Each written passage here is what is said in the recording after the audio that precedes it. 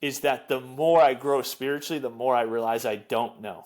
In resting more in the I don't know mind more, right? Because, like, for instance, I used to be vegan for 12 years, and now I'm eating animal products again. And I lived in Boston and I had my company there, and I was teaching meditation. I thought that was always going to be my life. And now 2 years later, I'm living 10,000 miles away in Australia.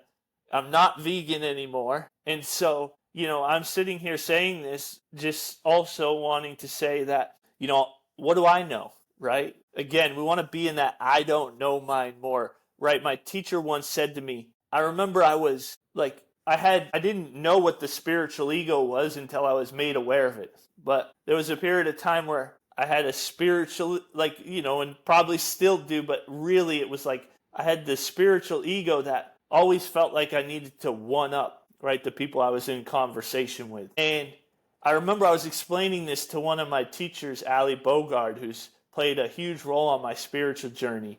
She's an incredible meditation teacher, originally from Canada, out in New York City now. And she said, practice what happens when you become nobody. And I think too, like, that work right there is very powerful. It's like, how can I be in that I don't know mind more, and to ask more questions, right? So now I do coaching, and one of the biggest things I learned through going through this coaching certification process that I went through is what I was doing for a long time calling coaching was teaching.